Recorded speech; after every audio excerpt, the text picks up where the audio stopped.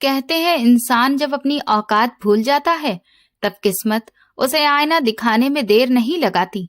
उस शाम मेरे हाथ खाली थे, लेकिन दिल लालच से भरा हुआ था। मुझे लगता था कि बस थोड़ा सा खेल खेल लूं किस्मत के साथ और जिंदगी पटरी पर आ जाएगी। मुझे क्या पता था कि किस्मत के साथ सौदा करने की कोशिश सबसे महंगी पड़ती है। मैंने सोचा था कि कुछ नोट किसी जरूरतमंद के हाथ में रख दूंगा और बदले में ऊपर वाला मेरी झोली भर देगा। लेकिन उस दिन मुझे समझ आया कि दुआ खरीदी नहीं जाती और ना ही नीयत छुपाई जा सकती है।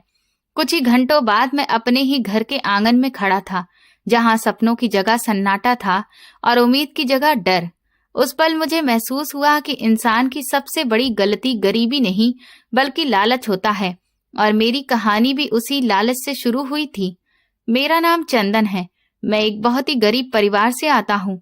हम एक मजदूर बाप की औलाद थे जो हमारी बुनियादी इच्छाओं को भी पूरा करने के काबिल नहीं थे। मैं मुश्किल से इंटर की परीक्षा ही पास कर पाया था कि पापा ने मेरा हाथ पकड़कर स्कूल से मेरा नाम कटवा दिया।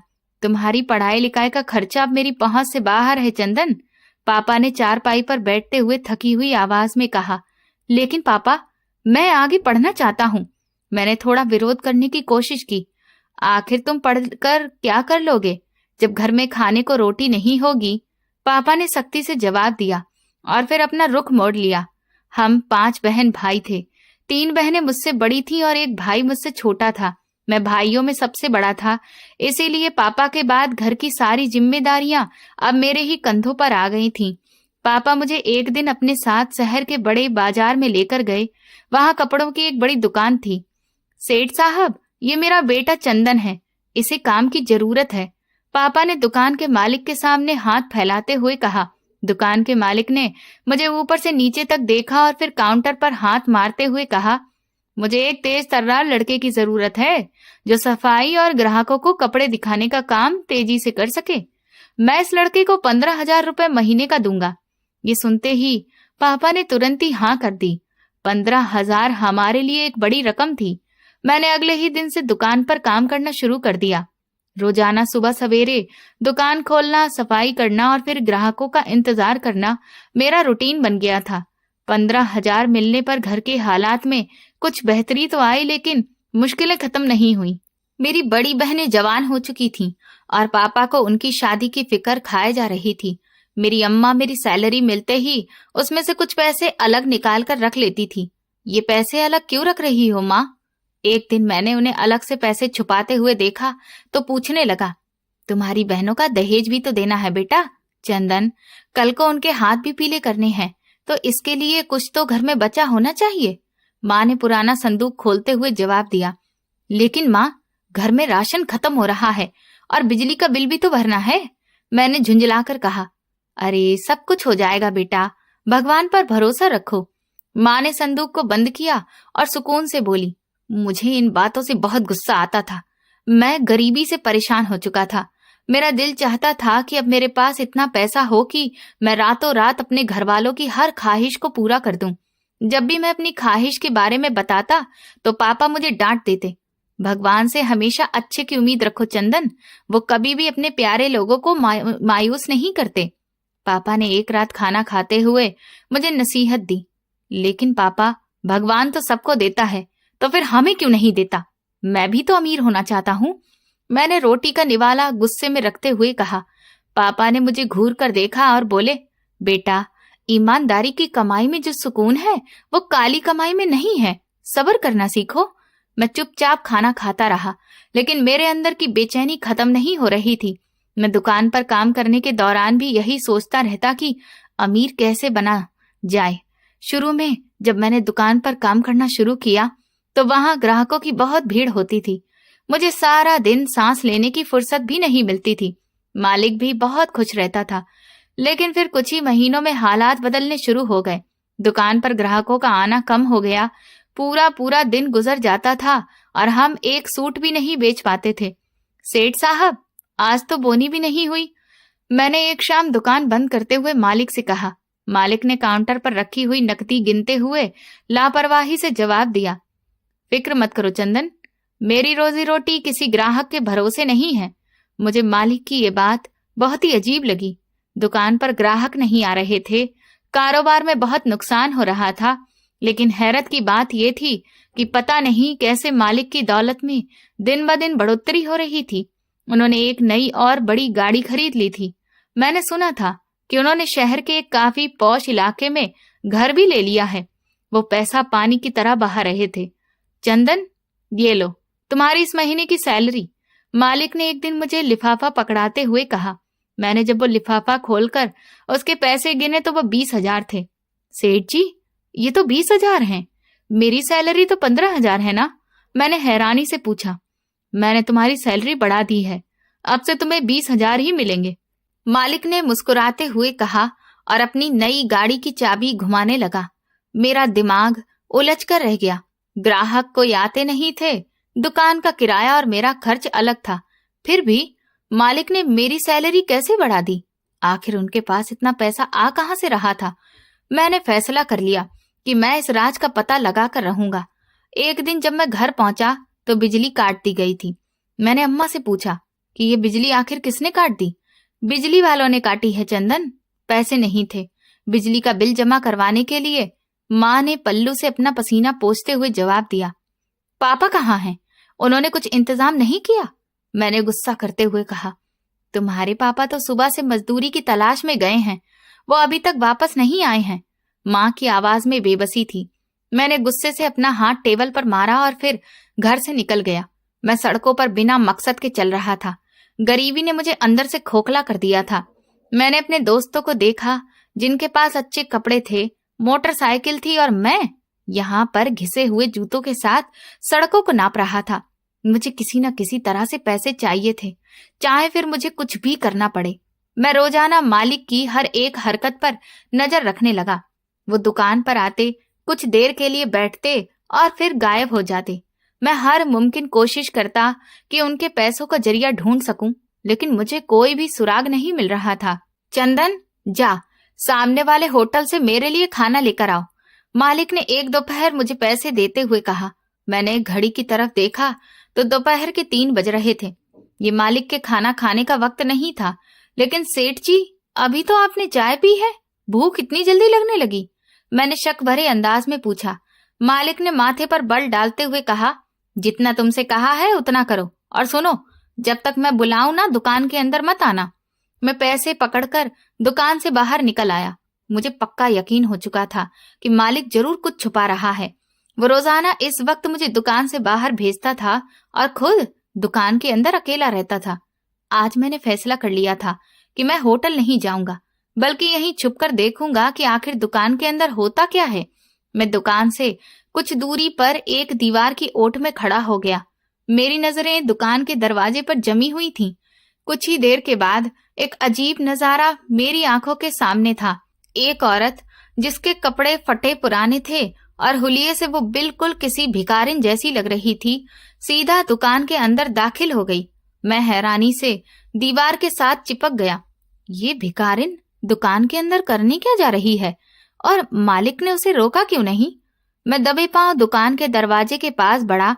शीशे के दरवाजे से मैंने अंदर का नजारा देखा तो मेरी आंखें फटी की फटी रह गईं। मेरा मालिक उस भिखारिन के सामने बड़े ही कायदे के साथ खड़ा हुआ था। उनके चेहरे पर इस वक्त बहुत दया दिख रही थी। उन्होंने दुकान का सबसे महंगा सूट निकाला और बड़े ही इज्जत के साथ उस भिखारिन के हाथों में रख दिया। भिखारिन ने सूट पकड़ा, उसके होंठ हिले जैसे उसने कोई आशीर्वाद दिया हो, और फिर वो मुड़कर दरवाजे की तरफ चली गई। मैं जल्दी से वापस अपनी जगह पर छुप गया। भिखारिन दुकान से निकली और तेजी से सड़क के अगले मोड़ पर मुड़ गई। मैं दोबारा से दुकान के दरवाजे पर आया और अंदर झांका। मालिक ने अपने दोनों हाथ जोड़ रखे थे और फिर उन्होंने अपनी आंखें भी बंद कर ली थीं। उनके होठों पर एक सुकून भरी मुस्कुराहट थी और वो लगातार कुछ कह रहे थे। वो शायद भगवान को शुक्रिया अदा कर रहे थे। मेरा दिमाग बिल्कुल सुन्न पड़ गया। भिखारी तो दुकान पर रोज आते थे। मैं उन्हें 10-20 रुपए देकर टाल देता था। मालिक ने कभी भी उन्हें खाली हाथ नहीं लौटाया था, लेकिन उन्होंने आज तक किसी को भी दुकान का सबसे कीमती सूट निकाल कर भी नहीं दिया था। उस भिखारिन में आखिर ऐसी क्या खास बात थी? जब मैं खाना लेकर वापस दुकान में पहुंचा तो मालिक काउंटर पर बैठा कोई हिसाब किताब कर रहा था। सेठ जी, ये लीजिए, आपका खाना, मैंने बैग टेबल पर रखते हुए कहा। मालिक ने बैग खोला और फिर खाना खाने लगा। उनके चेहरे पर वही सुकून भरी मुस्कुराहट थी। मैंने कई दिनों तक इस नजारे को बार बार होते देखा। मालिक मुझे हर रोज इस समय दुकान से किसी न किसी बहाने बाहर भेज देता और फिर वो भिखारिन आती। मालिक उसे एक नया और कीमती सूट देता, वो आशीर्वाद देती और चली जाती। अगले दिन मालिक के पास पहले से ज्यादा पैसा होता, वो और भी नई नई डील्स करता और काफी मुनाफा कमाता। अब मुझे सारा खेल समझ आ गया था। ये उस भिखारिन के आशीर्वाद का कमाल था जो मालिक को दिन दुगनी और रात चौगनी तरक्की दे रहा था। उस भिखारिन के आशीर्वाद में जरूर कोई खास असर था जो सीधा भगवान तक पहुंच रहा था। मैंने सोचा कि अगर मालिक उस भिखारिन के आशीर्वाद से इतना अमीर हो सकता है तो फिर मैं क्यों नहीं। मैं भी तो गरीब हूँ, मुझे भी तो पैसों की बहुत जरूरत है। अगर वो भिखारिन मुझे भी इसी तरह से आशीर्वाद दे दे तो फिर मेरे भी घर के सारे हालात ठीक हो जाएंगे, मेरी बहनों की शादियां हो जाएंगी और हम भी एक सुकून भरी जिंदगी गुजार सकेंगे। ये लालच मेरे दिमाग में किसी जहर की तरह फैलता जा रहा था। मैं हर वक्त यही सोचने लगा कि किस तरह उस भिखारिन से आशीर्वाद लिया जाए। मैंने फैसला कर लिया कि मैं भी उस भिखारिन को कुछ देकर उससे मुझे आशीर्वाद देने के लिए कहूंगा, ताकि मेरी किस्मत भी बदल जाए।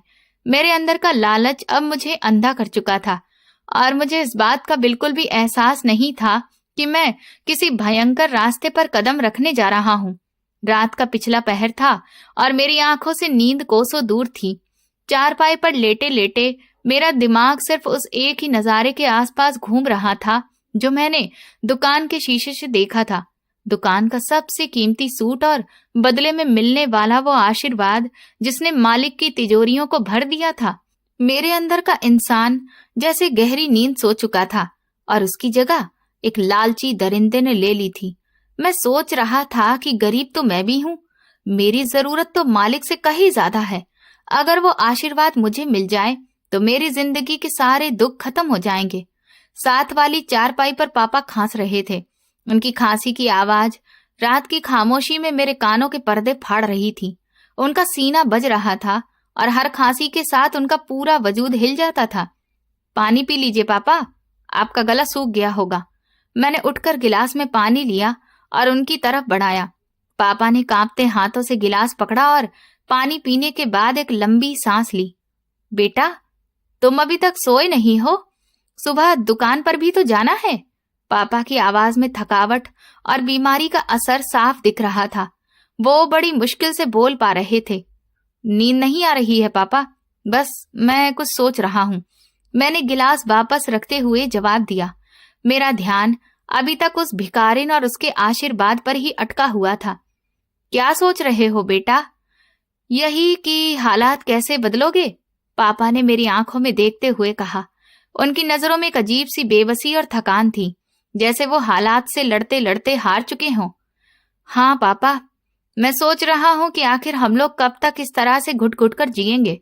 कब तक हम लोग एक एक रुपए के लिए तरसते रहेंगे? मेरी बहनें घर में बैठी हुई बूढ़ी हो रही हैं और हमारा चूल्हा रोज बुझ जाने के डर से कांपता है। मैंने गुस्से को बड़ी मुश्किल से दबाते हुए कहा।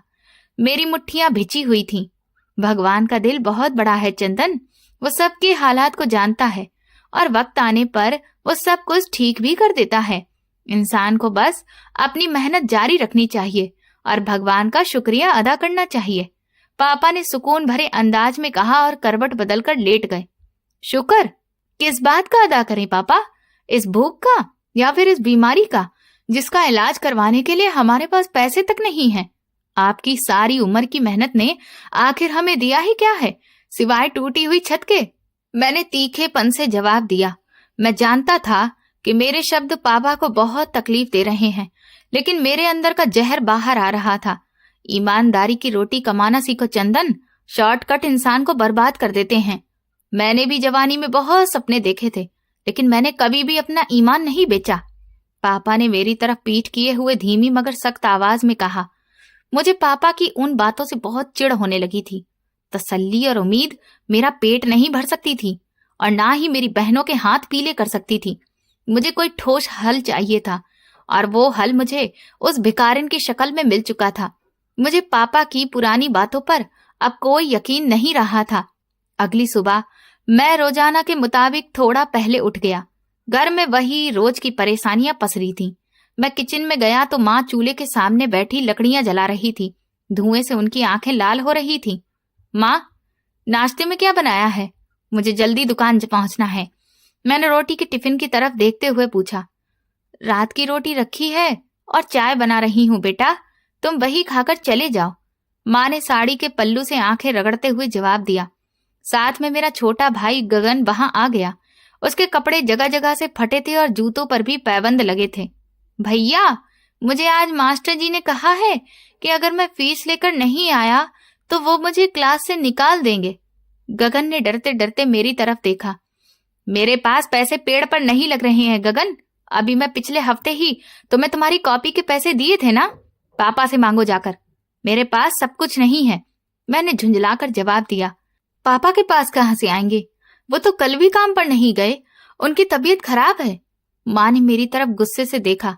तुम बड़े भाई हो, कमाते हो तो कम से कम उसकी फीस ही दे दो।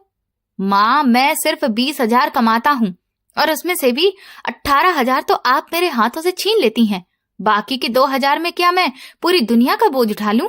मैंने ऊंची आवाज में कहा और बिना नाश्ता किए मैं घर से बाहर निकल आया।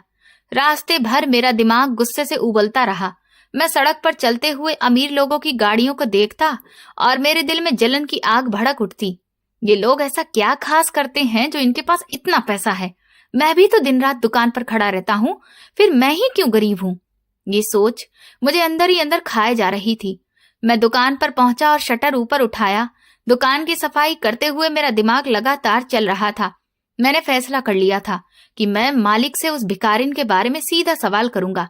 मुझे उसके आशीर्वाद का राज हर कीमत पर जानना था। मालिक अपने तय वक्त पर दुकान में दाखिल हुए। उनके चेहरे पर वही कारोबारी चमक और सुकून था जो पिछले कुछ दिनों से उनकी पहचान बन चुका था। वो अपनी कीमती जूतों को बजाते हुए सीधा काउंटर की तरफ गए। चंदन, आज माल का नया लोडर आ रहा है, गोदाम की सफाई कर ली तुमने? मालिक ने काउंटर पर बैठते हुए दराज खोली और कुछ कागज निकालने लगे। जी सेठ जी, सारी सफाई हो गई है, मैंने झाड़ू एक तरफ रखते हुए कहा और सीधा काउंटर के सामने आकर खड़ा हो गया। मेरी टांगें हल्की सी कांप रही थी, लेकिन मेरा इरादा पक्का था। क्या बात है चंदन, तुम कुछ परेशान से लग रहे हो? मालिक ने मेरी तरफ ध्यान से देखते हुए पूछा। उनकी नजरें बहुत तेज थीं और वो इंसान का चेहरा पढ़ना जानते थे।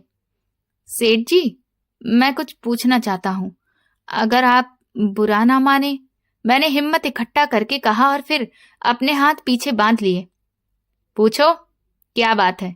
पैसों की जरूरत है क्या? मालिक ने पर्स की तरफ हाथ बढ़ाते हुए कहा। उन्हें शायद ये लगा कि मैं एडवांस में तनख्वाह मांगने वाला हूँ।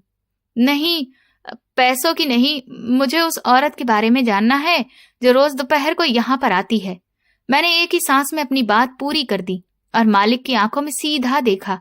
मेरे सवाल पर मालिक के हाथ रुक गए। उन्होंने ध्यान से मेरे चेहरे की तरफ देखा और फिर गहरी सांस ली। उनके चेहरे की मुस्कुराहट गायब हो गई और एक गंभीरता आ गई। तुमने उसे देख लिया चंदन? मालिक की आवाज धीमी और गंभीर थी।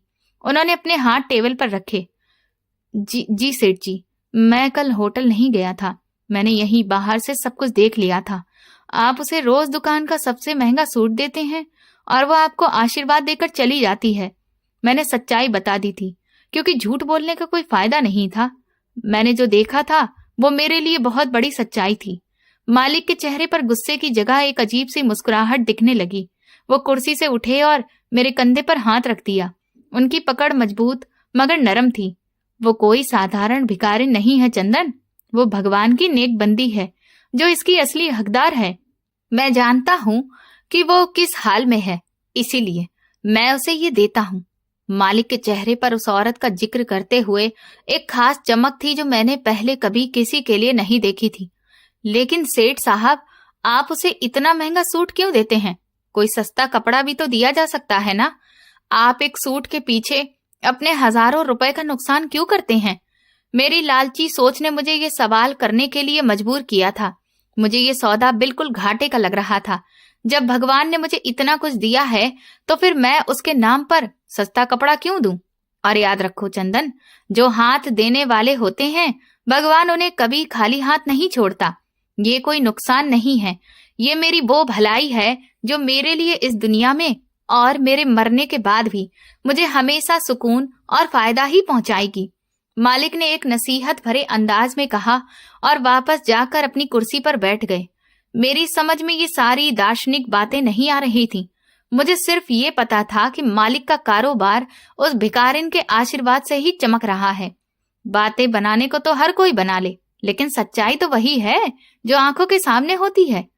क्या वो वाकई सच में ऐसा आशीर्वाद देती है जिसकी वजह से आपका कारोबार इतना बढ़ गया है? मैंने सीधे शब्दों में अपने मतलब की बात पूछी, क्योंकि मुझे उन फिलोसफिकल बातों में कोई भी रुचि नहीं थी। मुझे सिर्फ अमीर होने का फॉर्मूला चाहिए था। मालिक मुस्कुराने लगे और अपना पर्स दराज में रखते हुए बोले, बस इस तरह से समझ लो कि उसके आशीर्वाद में बहुत असर है, लेकिन शर्त यह है कि दिल में खोट ना हो। अगर नीयत साफ हो तो वो दुआ पत्थर को भी सोना बना देगी। मालिक की इस बात ने मेरे इरादों को और ज्यादा पक्का कर दिया। मैंने तय कर लिया कि मैं भी उस भिखारिन से आशीर्वाद मांगूंगा। अगर मालिक एक सूट देकर लाखों रुपए कमा सकता है तो मैं भी अपनी हैसियत के मुताबिक कुछ देकर अपनी किस्मत बदल सकता हूँ। मुझे अपनी नीयत या खोट की सफाई से कोई लेना देना नहीं था। मुझे तो बस वो आशीर्वाद चाहिए था जो मुझे दौलतमंद बना दे। उसी दिन दोपहर को दुकान पर एक अमीर कस्टमर आया। वो एक बूढ़ा सा आदमी था जिसके गले में सोने की मोटी सी चेन दिख रही थी। उसने दुकान के दर्जनों सूट देखे और फिर कीमत पर वो मुझसे उलझने लगा। लड़के, तुम ये सूट बहुत महंगा बता रहे हो, इसकी कीमत तो मार्केट में आधी है। कस्टमर ने कपड़े को बड़े ही बदतमीजी से वापस मेरी तरफ फेंकते हुए कहा, देखिए साहब, ये बेहतरीन कपड़ा है और हमारा रेट फिक्स है। मैंने नरमी से जवाब दिया, लेकिन अंदर से मुझे उस आदमी पर बहुत तेज गुस्सा आ रहा था। वो लाखों की गाड़ी में आया था और कुछ रुपयों के लिए मुझसे बहस कर रहा था। मैं तुम्हें इसके सिर्फ 2000 दूंगा, देना है तो दो, वरना मैं किसी और दुकान से जाकर ले लूंगा। उसने पर्स से पैसे निकालते हुए बड़े घमंड से कहा। मालिक जो ये सब देख रहे थे वह आगे बढ़े और कहने लगे, सब जाने दीजिए, हम गरीबों का भी तो कुछ ख्याल करिए। ये सूट आप ले जाइए, जितने पैसे आपका दिल कहे उतना दे दीजिए। मालिक ने बड़े आराम से कहा। उस कस्टमर ने 2000 रुपए काउंटर पर फेंके और सूट लेकर चला गया। मैं हैरानी से मालिक को देखने लगा। उस सूट की असली कीमत 3500 थी। सेठ जी, आपने उसे इतने नुकसान पर क्यों दे दिया? ये तो सरासर गलत है। देखो चंदन, गुस्सा मत करो। भगवान वहां से देता है जहां से हमने सोचा भी नहीं होता। तुम बस अपना काम करो। मालिक ने सुकून से पैसे गल्ले में डाल लिए। मैं दुकान के कोने में खड़ा होकर सोचने लगा कि ये मालिक कितना अजीब है। अमीरों को सस्ते कपड़े देता है और भिखारिन को महंगे सूट देता है, लेकिन फिर भी ये दिन ब दिन अमीर ही होता चला जा रहा है। ये सब उस भिखारिन के आशीर्वाद का असर है। मैंने फैसला किया कि अब चाहे कुछ भी हो जाए, मुझे उस भिखारिन का रास्ता रोकना ही होगा। शाम को जब मैं दुकान बंद करके वापस पहुंचा तो घर का माहौल बहुत ही तनाव भरा लग रहा था। आंगन में माँ और मेरी बड़ी बहन रेखा के बीच किसी बात को लेकर बहस हो रही थी। रेखा दीदी की आवाज काफी ऊंची थी। माँ, मैं फटे हुए दुपट्टे के साथ कैसे लोगों के सामने जाऊं? रेखा दीदी के हाथ में एक पुराना सा दुपट्टा था जिसमें जगह जगह पर पैबंद लगे हुए थे और उनकी आंखों में आंसू थे। वो रो रो कर बेहाल हो रही थी। देखो बेटी, गुजारा कर लो। तुम्हारे भाई की सैलरी से अभी तो राशन ही आया है, कपड़ों के लिए पैसे नहीं हैं। माँ की आवाज में मजबूरी और दुख था। वो रेखा दीदी को चुप करने की कोशिश कर रही थी। हमेशा यही होता है माँ, हम कब तक इस तरह से गुजारा करेंगे? मेरी सहेलियां मेरा मजाक उड़ाती हैं कि मैं एक ही जोड़ी कपड़े पहनकर हर जगह पहुंच जाती हूँ। मुझे नहीं जाना किसी रिश्तेदार के घर पर, मैं इसी घर में घुट घुट कर मर जाऊंगी। रेखा दीदी ने दुपट्टा जोर से चारपाई पर फेंका और रोते हुए अपने कमरे की तरफ चली गई। पापा ने भरी हुई नजरों से दीदी की तरफ देखा और फिर अपना सर पकड़कर बैठ गए। मैं मोहल्ले वालों और रिश्तेदारों के ताने नहीं सुन सकता। जवान बेटियां घर में बिठा रखी हैं। कोई अच्छा रिश्ता आता है तो दहेज न दे पाने की वजह से वो रिश्ता भी वापस चला जाता है। मैं क्या करूं, कहाँ जाऊं? पापा की हिचकियां बंध गईं। मैं दरवाजे पर खड़ा ये सब देख रहा था। मेरे अंदर गुस्से और बेबसी का तूफान उठ रहा था। मुझे अपनी गरीबत पर बहुत ज्यादा शर्मिंदगी महसूस हो रही थी। मैं एक जवान भाई था और अपनी बहन को एक नया दुपट्टा तक देने के काबिल नहीं था। मैंने माँ की तरफ देखा जो जमीन पर बैठी खामोशी से आंसू बहा रही थी। माँ, आप रोइए मत, मैं सब ठीक कर दूंगा। मैं आगे बढ़कर माँ का कंधा पकड़कर उनकी आंखों से बहते आंसू साफ करने लगा। कैसे ठीक करेगा बेटा? तेरी इतनी कम सैलरी में ये घर अब नहीं चल सकता। तुम अपनी जवानी बचाओगे या फिर हमारी जरूरतें पूरी करोगे? हम पर तो मुसीबतों के पहाड़ टूट पड़े हैं। माँ ने उम्मीद भरी नजरों से मेरी तरफ देखा। मैं कुछ ना कुछ जरूर करूंगा माँ, आप बस प्रार्थना करो। मैं कल ही आपको इतने पैसे लाकर दूंगा कि आप रेखा दीदी के लिए नया सूट लेकर आएंगी, मैंने मजबूत अंदाज में कहा और फिर अपने कमरे में चला गया। मेरे दिमाग में एक ही प्लान चल रहा था।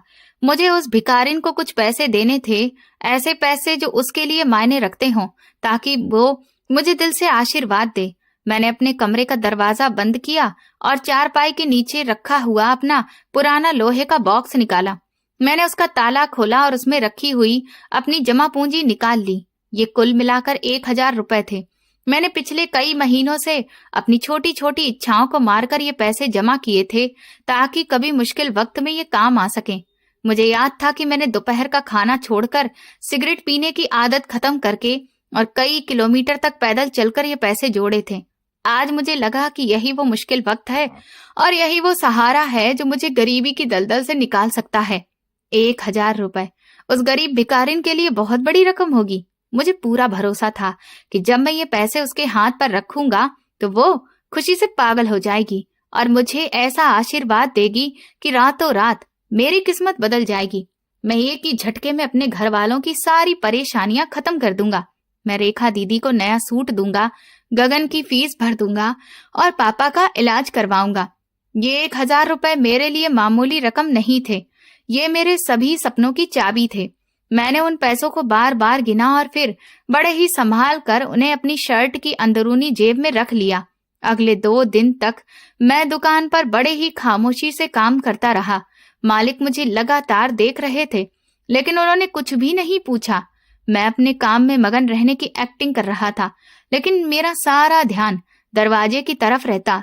मैं बस उस वक्त का इंतजार कर रहा था जब मालिक मुझे दुकान से बाहर भेज दे और वो औरत अंदर आए। मैंने प्लान बना लिया था कि मैं मालिक के सामने उस औरत को पैसे नहीं दूंगा, बल्कि उसकी दुकान से निकलते ही उसे रास्ते में रोक लूंगा। मालिक को पता नहीं चलना चाहिए कि मैं उसकी कामयाबी के राज में हिस्सेदार बनने वाला हूँ।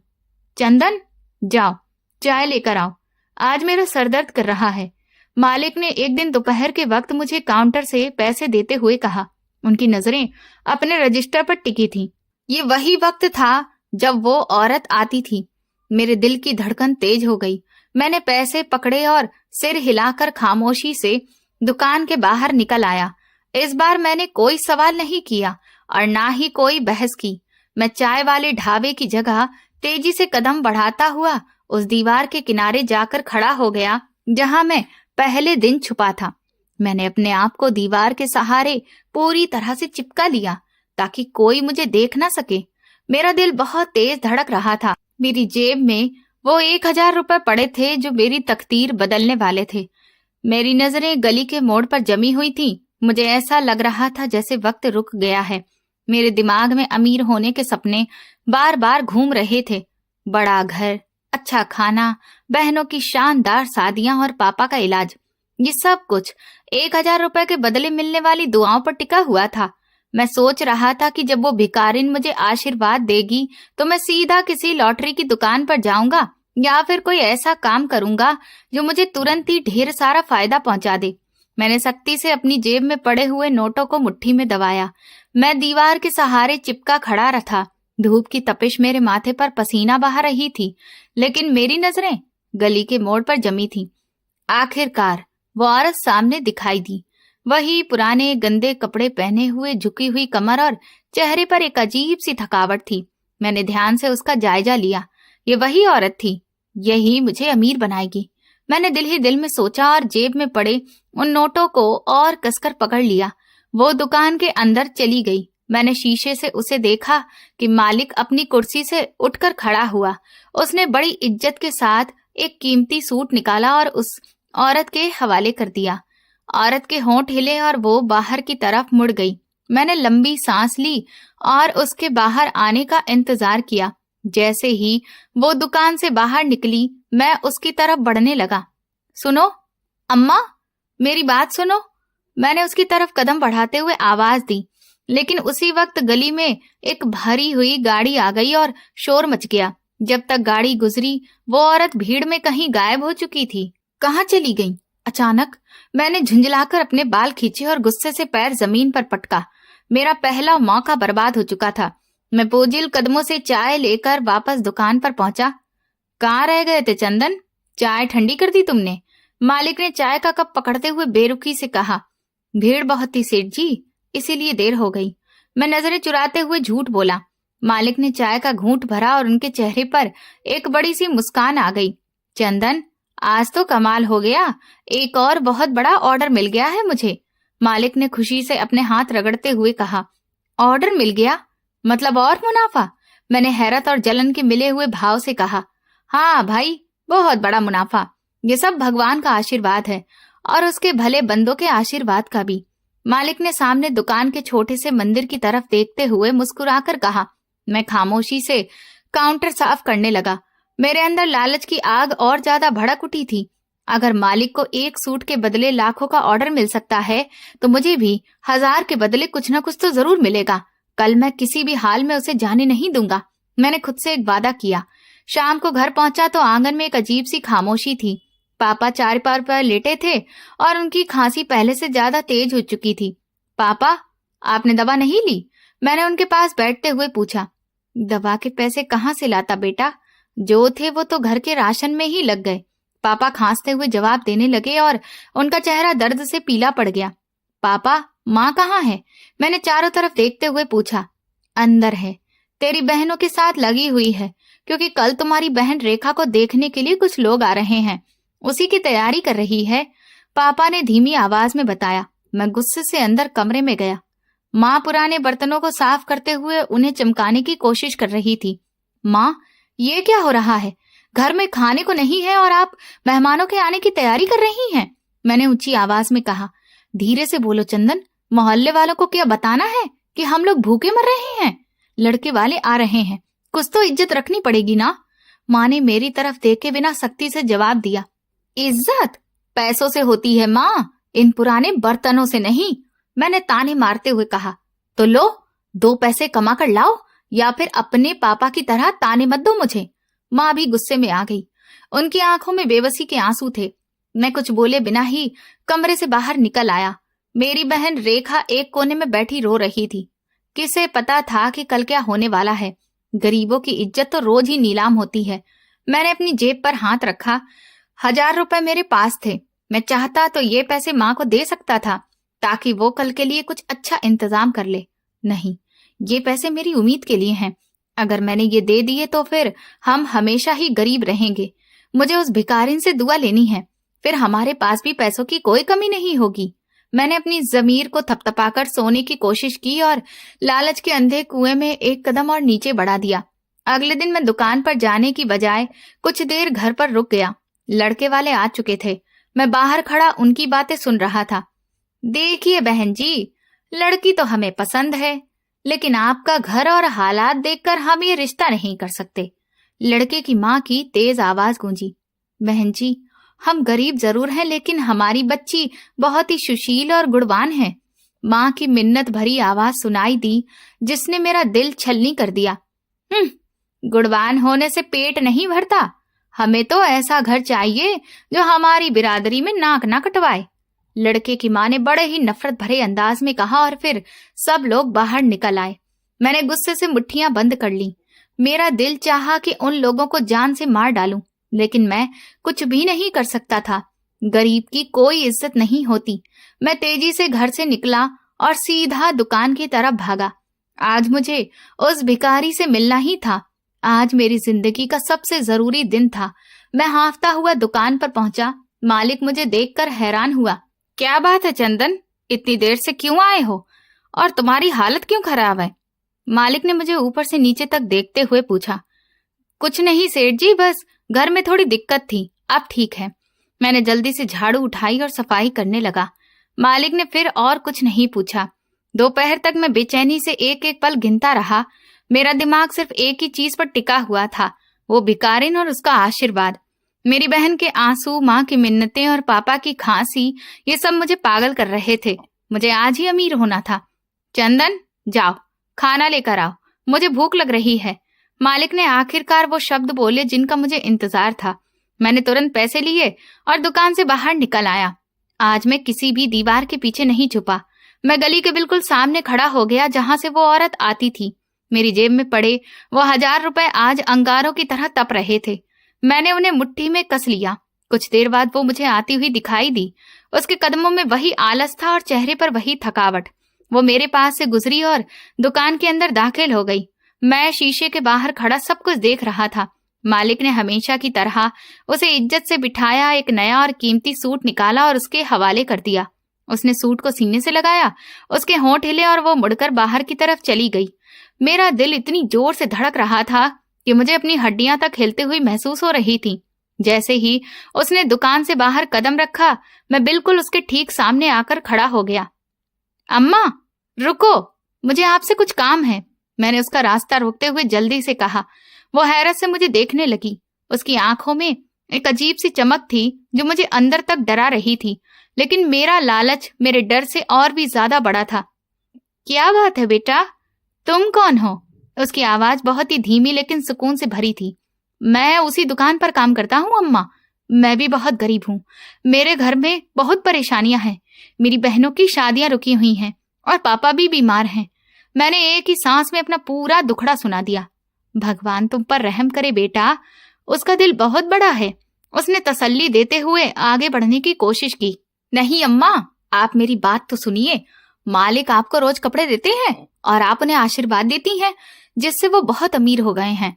मैंने उसके सामने हाथ जोड़ते हुए कहा, इंसान तो अपने नसीब का खाता है बेटा, इसमें मेरा कोई भी कमाल नहीं है।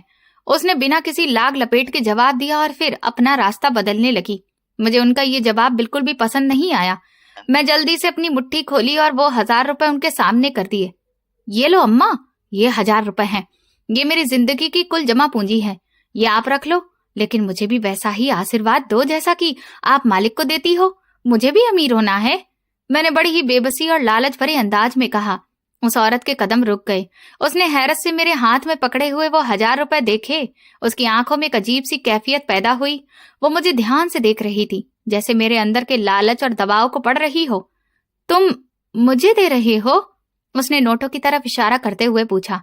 उसकी आवाज में एक कपकपी थी। हाँ अम्मा, ये आपके लिए हैं। बस आप मेरे लिए प्रार्थना करिए कि मेरे पास भी मालिक की तरह ढेर सारे पैसे आ जाएं, मेरी सारी गरीबी दूर हो जाए। मैंने नोट उसके हाथों में पकड़ा दिए। औरत ने कांपते हाथों से वो नोट पकड़ लिए। अचानक उसकी आंखों से आंसू बहने लगे।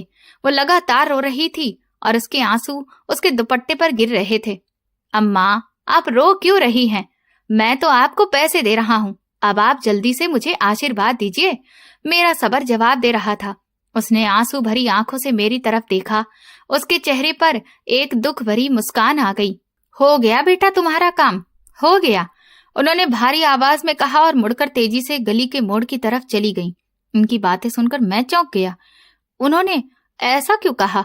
मेरे दिमाग में उलझन और हद से ज्यादा खुशी का एक तूफान उठने लगा। मुझे समझ नहीं आ रहा था कि उस गरीब औरत के आखिरी शब्दों का असली मतलब क्या है।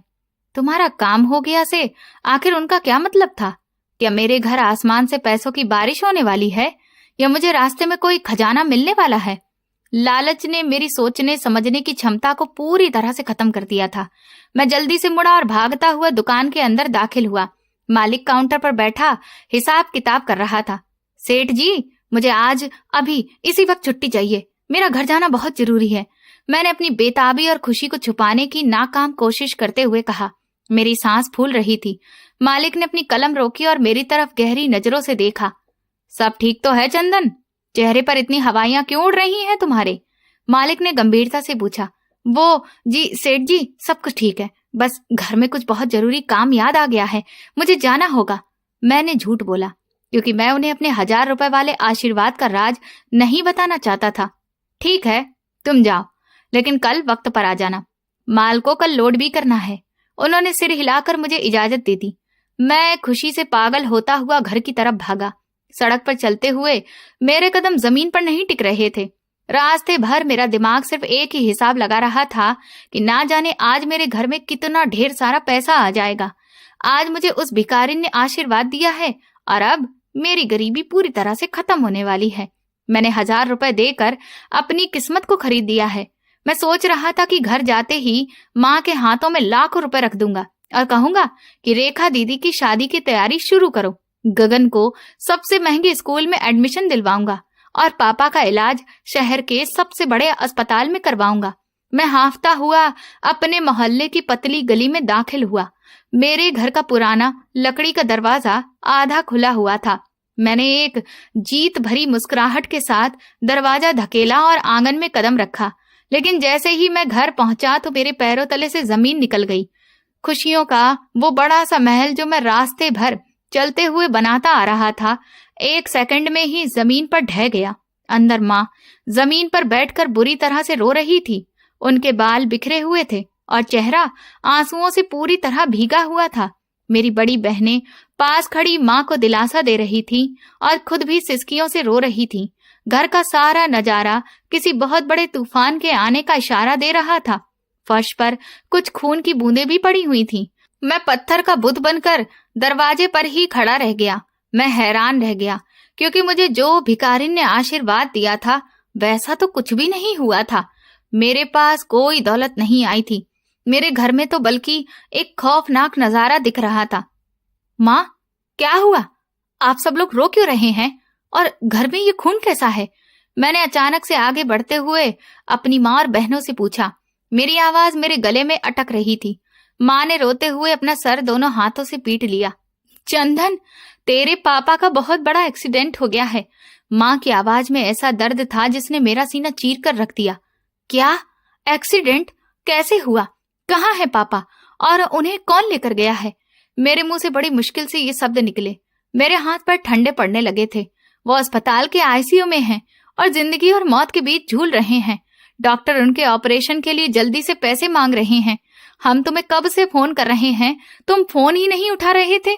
मोहल्ले वाले उन्हें अस्पताल लेकर गए हैं। माँ ने रोते हुए मुझ पर अपना सारा गुस्सा उतार दिया। मैंने घबराकर जल्दी से अपना फोन निकाला।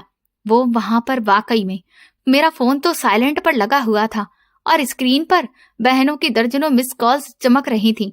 ये सब कुछ देखकर मेरे पैरों तले से जमीन निकल गई। मेरी आंखों के सामने अंधेरा छा गया। वो 1000 रुपए का आशीर्वाद जिसने मुझे अमीर कर देना था, उसने मुझे अपने ही घर की बर्बादी के मुंह में धकेल दिया था। मेरे लालच ने मेरे ही घर को बर्बाद कर दिया था। मुझे कुछ भी समझ में नहीं आ रहा था कि अब मैं क्या करूं। मेरा दिमाग पूरी तरह से सुन्न पड़ गया था। मैं पागलों की तरह घर से निकला और अकेला रोता हुआ भागता हुआ सीधा मालिक की दुकान की तरफ गया। मेरे पास पापा के इलाज के लिए 1 रुपया भी नहीं था। वो 1000 रुपए जो मेरे पास जमा थे वो मैं अपने लालच की भेंट चढ़ा चुका था। मैं सड़कों पर अंधाधुंध भाग रहा था और लोगों से टकरा रहा था। मैं हांफता हुआ पसीने में भीगा सीधा दुकान के अंदर दाखिल हुआ। मालिक काउंटर पर ही बैठे थे और मुझे इस तरह की बेहाल हालत में देखकर तुरंत ही अपनी कुर्सी से खड़े हो गए। क्या हो गया है चंदन? तुम तो घर गए थे ना, और ये तुम्हारी हालत क्या हो गई है? मालिक ने परेशानी से आगे बढ़ते हुए पूछा। मालिक, मेरे चेहरे की हवाइयां उड़ती देखकर वो सब कुछ समझ गए। इससे पहले कि मैं कुछ बोलता, मालिक ने गहरी सांस ली और बड़े ही अफसोस भरे अंदाज में कहा कि कहा था ना तुमसे कि लालच मत करो। कोई भी दुआ काम करने के लिए दिल का निष्पाप होना बहुत जरूरी है। सेठ जी, मैं तो बर्बाद हो गया। मेरे 1000 रुपए के लालच ने मेरे पापा की जान को खतरे में डाल दिया। वो अस्पताल में मौत से लड़ रहे हैं। मैं मालिक के सामने फूट फूट कर रो पड़ा और अपने बाल नोचने लगा। मालिक ने मेरा हाथ पकड़ा और मुझे तसल्ली देते हुए कुर्सी पर बिठाया।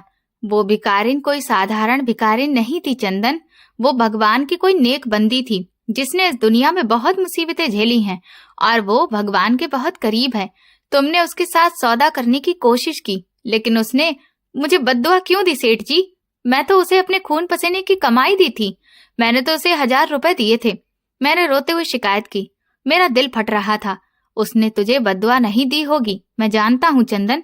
भगवान के भले बंदे कभी किसी को बद्दुआ नहीं देते, लेकिन भगवान प्रार्थना उनकी ही सुनता है जिनके दिल ईमानदारी और सच्चाई से भरे होते हैं। तुमने उसे लालच में आकर वो 1000 रुपए दिए थे, एक बार 1000 रुपए देकर उसकी दुआ लेकर अमीर हो जाने के लिए। मालिक ने मेरी नियत का पर्दा साफ किया और मुझे मेरी असलियत याद दिलाई। मैं चुपचाप बैठा अपने आंसुओं पर पछता रहा था। मेरे पास उनकी किसी भी बात का कोई जवाब नहीं था। याद रखो चंदन, लेन देन दिखावे का या सौदेबाजी का नहीं होता है। सच्चे दिल से कुछ मांगो तो भगवान तुम्हें घर बैठे भी देता है और तुम्हारी प्रार्थनाएं भी वो सुनता है। तुमने उस औरत की मजबूरी को अपने अमीर होने की सीढ़ी बनाना चाहा। तुमने उसके दुख को नहीं समझा, बल्कि अपने लालच को आगे रखा। मालिक के शब्द मेरे दिल पर खंजर की तरह लग रहे थे। और फिर वो कहने लगे कि अगर दिल में खोट हो तो इंसान को कुछ भी नहीं मिलता सिवाय बेइज्जती और पछतावे के। भगवान सबकी नियत जानता है। अब मैं क्या करूं सेठ जी? वो भिखारिन कहाँ है? मैं उसे माफी मांगना चाहता हूँ कि मैंने सच्चे दिल से उसे दान नहीं दिया था, बल्कि सिर्फ अपना लालच पूरा किया। मैं उसके कदमों में गिरकर माफी मांगूंगा। मैं पूरी तरह से रो रहा था तो मालिक कहने लगे कि तुम्हें इस बात की फिक्र करने की जरूरत नहीं है। इंसान का सच्चा पश्चाताप भगवान के लिए होना चाहिए। तुमने जो किया उसकी सजा तुम्हें मिल गई है। अब होश से काम लो। मैं कहने लगा, मेरे पापा हॉस्पिटल में हैं, जिंदगी और मौत की जंग लड़ रहे हैं। डॉक्टर को फीस चाहिए और मेरे पास तो 1 रुपया भी नहीं है। मैं अपने पापा को कैसे बचाऊं? मेरी आवाज में बहुत ही ज्यादा बेबसी थी। तब मालिक मुस्कुराने लगे और फिर उन्होंने अपनी दराज खोलकर कहा कि मुझे आज बहुत बड़ा ऑर्डर मिला है चंदन। आज मैं तुम्हें अपने उस ऑर्डर में शामिल करता हूँ और उसी में से मैं तुम्हें कुछ पैसे एडवांस में दे देता हूँ। तुम जाओ और तुरंत अपने पापा का इलाज करवाओ। मालिक ने नोटों की एक मोटी सी गड्डी निकालकर मेरे हाथ पर रख दी। ये आप क्या कर रहे हैं सेठ जी? आप मुझ पर इतना बड़ा एहसान कर रहे हैं? मैं हैरानी से पैसों को देखने लगा। ये एहसान नहीं है चंदन, ये तुम्हारा अधिकार है। अब जल्दी जाओ और अपने पापा की जान बचाओ। मालिक ने मुझे कंधे से पकड़कर दुकान से बाहर कर दिया। मैं पैसे लेकर सीधा हॉस्पिटल गया। डॉक्टर ने फीस ली और पापा का ऑपरेशन शुरू किया। कई घंटों के भयंकर इंतजार के बाद डॉक्टर ने पापा की जान बच जाने की खुशखबरी सुनाई। ये सुनते ही मेरी जान में जान आई और मैंने भगवान को धन्यवाद कहा। कई दिन गुजर गए। पापा बिल्कुल ठीक होकर घर आ चुके थे। मैं एक बार फिर से उस औरत से मिलना चाहता था ताकि उससे सच्चे दिल से माफी मांग सकूं। मैंने मालिक से उसका पता पूछा और हम दोनों उसके इलाके में पहुंचे। लेकिन अगली बार जब हम वहां पहुंचे जहां वो भिखारिन रहती थी, वो वहां पर मौजूद ही नहीं थी। हमने खस्ता हाल मकान का दरवाजा बार बार खटखटाया, लेकिन अंदर से कोई जवाब नहीं आया। आसपास के लोगों ने हमें वहां परेशान खड़े देखकर बताया कि यहाँ तो कोई भी भिखारिन नहीं रहती है। हम हैरान रह गए। फिर यहाँ पर कौन रहता था जो रोज दोपहर को हमारी दुकान पर आती थी? मालिक ने एक दुकानदार से पूछा। यहाँ एक औरत रहती थी अपने 2 छोटे बच्चों के साथ, जो एक विधवा औरत थी और बहुत गरीब थी। उसका पति मर चुका था और वो लोगों के घरों में काम भी करती थी। कल रात वो यहाँ से चली गई। दुकानदार ने लापरवाही से जवाब दिया। कहाँ चली गई? कुछ बताया उसने? मैंने बेताबी से पूछा। नहीं, वो बस चुपचाप अपना थोड़ा सा सामान लेकर चली गई। किसी को कुछ भी नहीं पता। दुकानदार अपने काम में ये कहकर व्यस्त हो गया। उसके बाद आज तक उस भिखारिन का कोई पता नहीं चल सका। वो कौन थी, कहाँ से आई थी और कहाँ चली गई, कोई नहीं जानता। दोस्तों, इस कहानी से हमें ये सीख मिलती है कि लालच इंसान को अंधा बना देता है। जब हम किसी की मदद भी सिर्फ अपने फायदे के लिए करते हैं तो वो मदद नहीं बल्कि सौदा बन जाता है। ऊपर वाला पैसों की रकम नहीं, दिल की नीयत को देखता है। अगर दिल साफ हो तो छोटी सी दुआ भी काम कर जाती है, लेकिन अगर मन में लालच हो तो बड़ी से बड़ी रकम भी बेकार हो जाती है। जिंदगी में शॉर्टकट ढूंढने से कुछ भी नहीं मिलता। असली तरक्की मेहनत और ईमानदारी से ही मिलती है। ये कहानी हमें ये भी सिखाती है कि किसी की मजबूरी को अपनी तरक्की का जरिया मत बनाओ, क्योंकि हर चीज का हिसाब होता है। जब नीयत सही होती है तो देर से ही सही, लेकिन अच्छा जरूर होता है। तो दोस्तों, अगर आपको हमारी ये कहानी पसंद आई है और आप किस शहर से ये कहानी सुन रहे हैं, हमें कमेंट करके जरूर बताएं। वीडियो को लाइक करें, हाइप दें और ज्यादा से ज्यादा शेयर करें। चैनल पर नए हैं तो सब्सक्राइब करें और नोटिफिकेशन बेल दबाएं ताकि अगली अपडेट सबसे पहले आपको मिले। ये कहानी सिर्फ मनोरंजन और सीख देने के उद्देश्य से बनाई गई है। इसका मकसद किसी व्यक्ति, धर्म या भावना को ठेस पहुंचाना नहीं है। कृपया इसे एक प्रेरणात्मक कहानी की तरह ही देखें और अपनी समझ से सीख लें। धन्यवाद।